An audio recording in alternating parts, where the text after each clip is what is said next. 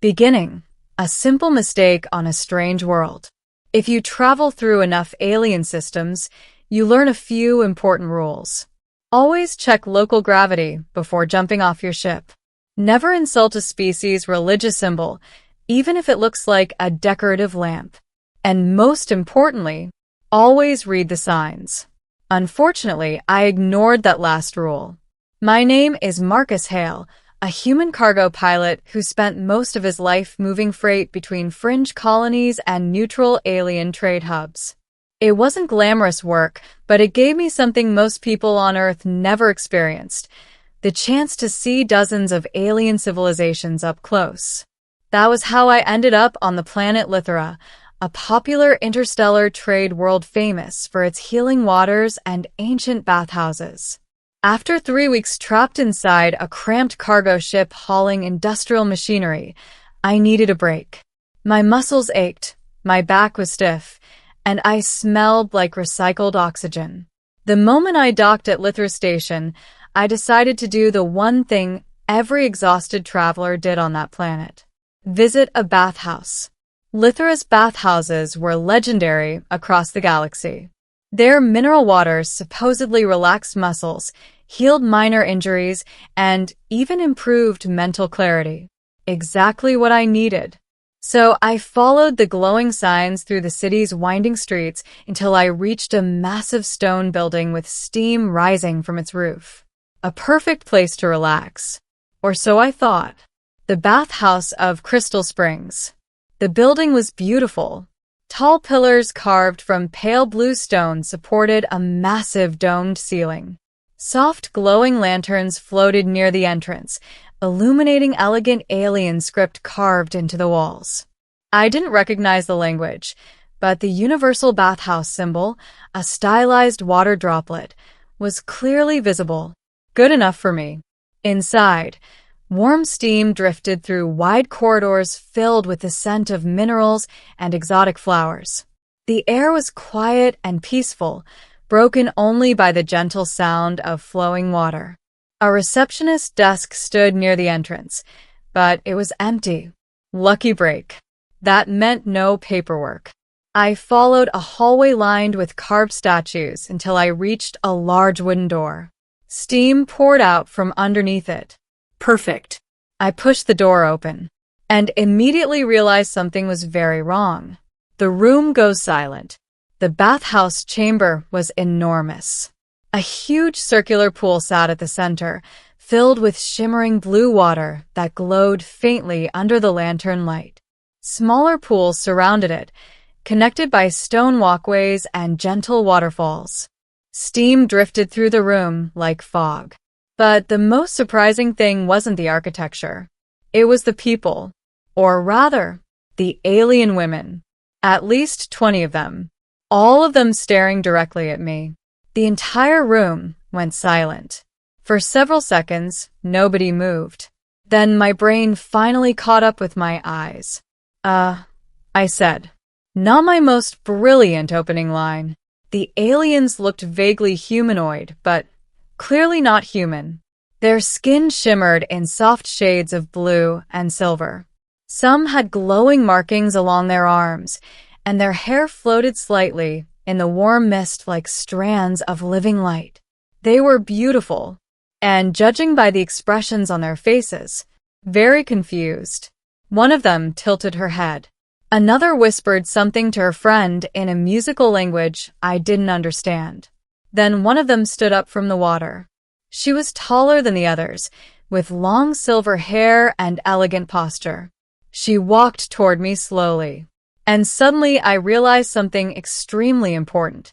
This wasn't just any bathhouse. This was their bathhouse. The awkward realization. The tall alien stopped a few feet away from me.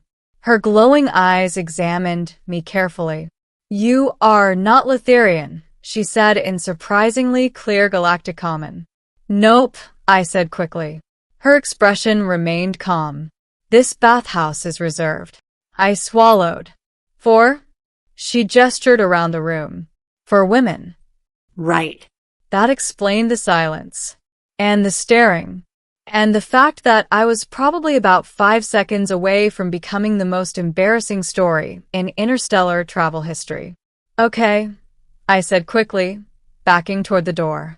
This is clearly a misunderstanding. I'll just... But before I could leave, one of the other women laughed. It was soft at first. Then another joined in. Within seconds, the entire bathhouse was filled with amused laughter. I froze. The tall alien looked back at them, clearly trying not to smile. You walked into the wrong bathhouse, she said. Yes. I've noticed. And you did not realize? All the signs were in your language. That finally broke her composure. She laughed quietly. You humans are brave or very careless. Little bit of both. An unexpected conversation. Instead of throwing me out immediately, the tall alien motioned toward a nearby bench. Sit, she said. That surprised me. You're not kicking me out? Not yet. Fair enough. I sat carefully on the stone bench while the women in the pools continued whispering curiously. So, I said, I assume there's a men's bathhouse somewhere else? Yes, she replied. Great. I'll go find that. She crossed her arms thoughtfully. But first, I have a question. I sighed. Of course you do. She studied me with open curiosity. Why did you come to Lithra? Cargo delivery, I said. And a bath. That much is obvious. She gestured toward the glowing pools. These waters are sacred to our people. They are places of rest, conversation, and tradition. Then I definitely walked into the wrong room. Yes, she said. But you also walked into something rare. Which is? Most visitors never see a Litherian women's bathhouse. Lucky me. The Princess of Lithra. One of the women in the pool called out something in their language. The tall alien responded briefly.